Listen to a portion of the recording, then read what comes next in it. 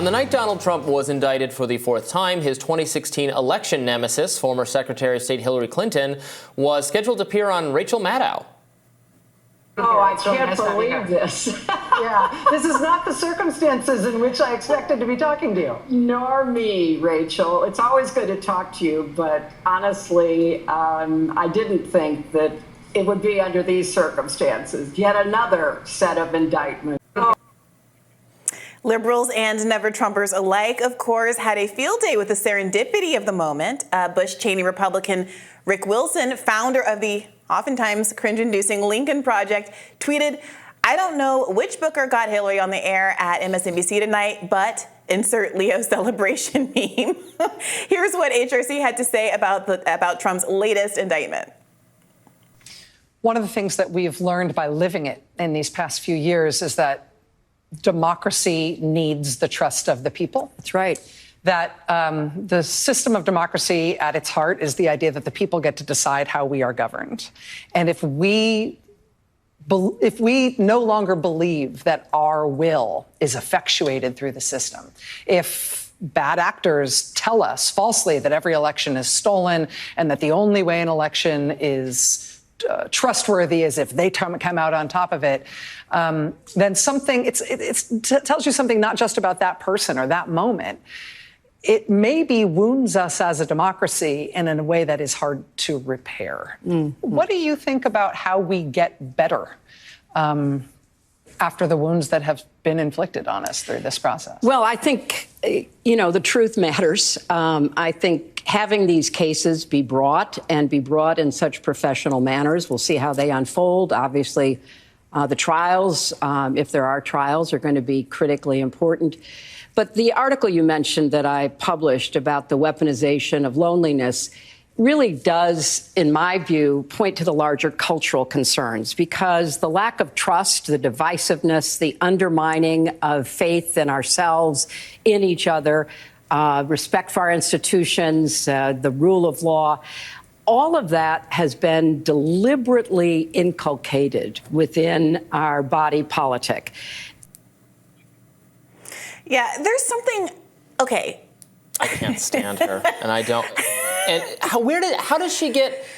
Remember when she lost in 2016, and then she called Donald Trump an illegitimate president? And I'm not going to draw a false equivalency because she didn't undertake the actions that are now leading our friend Donald Trump likely to prison. But she did. She said he was an illegitimate president. I'm quoting. Yeah. Trump knows he's an illegitimate president. I believe he understands the many tactics they use, from voter suppression and voter purging to hacking to false stories. It's just speech.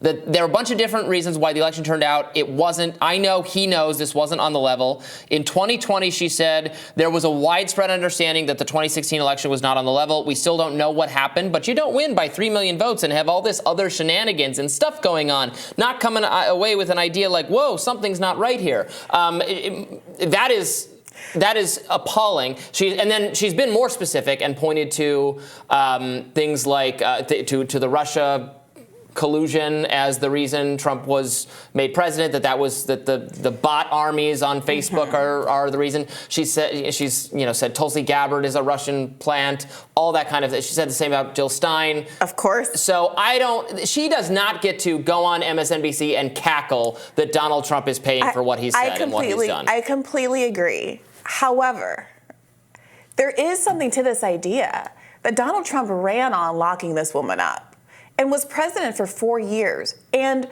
for all that... Another failed promise of Donald Trump. But in all seriousness, for all that the Republicans are characterizing this as a political witch hunt and weaponizing the justice system and all these kinds of things, and to the extent that they're now saying, well, we'll get our revenge, we're going to reelect Trump and we'll get our revenge, it could be telling one way or another that they didn't, in fact, manage to get anything to stick on Hillary Clinton or didn't really try that hard. How do you account for the fact that they're still maintaining that you can understand the false equivalent? You know that what they're doing to Trump is unfair because Hillary Clinton didn't go to jail, when it was Donald Trump, who was president for 4 years and the head of the Justice Department, who was fundamentally the one responsible for whether or not Hillary Clinton was ever successfully indicted in facing the kinds of criminal charges that Donald Trump is now facing. So there is an interesting, I wouldn't say, this is not praise heaped on Hillary at all. I think it's disgusting, as you pointed out, that all these years later, she has never reckoned with her own role in losing that election, her failure to campaign in the Midwest, her failure to address the legitimate concerns of people across the political spectrum as they were raising them about her corruption, the Wall Street speeches, her record on certain criminal justice issues and standing behind her husband's record, and on and on and on. She lost that campaign. It wasn't stolen from her. She actively lost it, just like she actively lost it in 2008. And with her shenanigans with Barack Obama, which were not above board, as much as I am loath to defend that man either. But the reality of the situation is Donald Trump still has to answer for her ability to sit there and cackle on Rachel Maddow and do an I told you so lap, because ultimately he didn't see it fit or wasn't able to legally get her indicted. Yeah, I mean, that's all fair. I wish Republican primary voters would take this to heart, that this guy had a chance. He had 4 years in office to achieve what we wanted, achieve a wholesale rooting out of corruption in our federal government, ramp down the escalation of the civil liberties violations and free speech violations, to chart a new foreign policy, to do all of these things that he promised to do. And none of that happened. We didn't roll back spying on American citizens, FISA abuse, Patriot Act abuse. He did on foreign policies where he made the most ground, honestly. Sure. But it is a problem that he left himself open to all of these investigations and indictments. And yes, they're out to get him. You can absolutely concede that there's a witch hunt going on, but we wanted a savvier witch. We wanted someone who was not going to fall in the most obvious traps, and that's a message I know that a lot of Republican primary voters just don't want to hear. But I don't know what else to say. So do you really think he is the champion? He's the guy to see us through this storm? Well, that is a difficult question to answer, because the alternatives are not looking so great at this point either. So Ron DeSantis was the second runner. We've moved on. It's Ramaswamy. It's Ramaswamy now. We've moved on like he has moved on from his battle with Disney. Did you see that he said that? I did see that. So Hillary Clinton, in the same interview, had some words about Ron DeSantis as well, saying that he's, quote, promising anything to try to get some attention. It's kind of pathetic. I mean, when you've got Hillary Clinton also dancing on your grave, it's not looking good politically. Although I did hear a theory advanced by some of the fellows over at Pod Save America that Ron DeSantis is just going to stay in this thing. A lot of graves for her to be dancing on.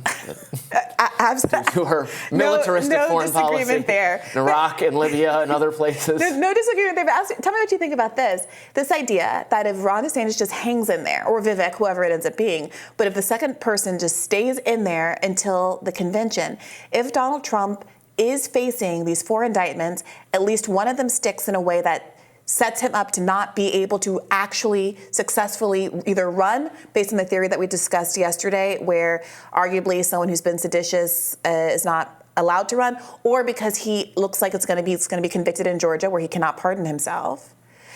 Do you then go into a brokered convention where the second place person can now argue, because I'm the second place person, I should be the Republican nominee? I guess that's the game. I guess that's their strategy. And certainly, again, many, if not most, Republican elites do not want Donald Trump to be the candidate. Elites, sure. The elites. And so they're going to be happy voters to pick. Right. The elites, they say, oh, this is so sad that we can't have Trump. We just love him so much. So what does that mean for Vivek Ramaswamy? We must take DeSantis or Ramaswamy or something. That's what they want to do. But what does that mean for Ramaswamy, who is styling himself as more to the right than Trump, more Trumpy Trump. More pro-Trump than Trump. Right. And I don't know that that's necessarily true. Everything about his background suggests that he's very much an establishment figure, but that's how he's styling himself. Is the establishment going to want to line up behind someone like Vivek Ramaswamy, or will they feel more comfortable with someone like Ron DeSantis at the end of the day? And if this is really the plan for whoever the second place Republican candidate is, are they actually right to not try to beat up on Trump? The liberals have been castigating all of his opponents for not not going for the jugular, saying you're never going to defeat Trump if you don't actually go after him directly. But if the plan is just to bide your time until the world takes Trump out of the race, have you actually made a good strategic decision to just act like you're on his side and that you're basically his consigliere who's going to take over once he's out of the game? They don't seem like they're campaigning or running in a way to actually beat him in primaries. But if they're running in a way to just be the people left standing in the event of Trump somehow being disqualified or just like unable to continue with the campaign because he has so many legal problems to sort through, which maybe that's wishful thinking, though, to think that's ever going to happen. I mean, he seems very committed to this, and he's going to get all this media attention from the media is so happy about this. I mean, they were literally cackling. We're watching the cackling because they love Trump and they love covering him. The establishment media, it's what keeps their business afloat. They are so happy about this. Yeah, the Booker, who actually did identify himself as the person who got Hillary Clinton on Rachel Maddow the night of Trump's indictment, identified themselves on the internet, said it was me, and immediately that tweet got over 100,000 likes because that is the game now. It's who can generate that perfect kind of Trump indictment news cycle content for the masses, especially the liberal media institutions that have been really suffering for the years that Trump was out of the spotlight. They need him. They need him. It's Joker and Batman. You complete me. More Rising right after this.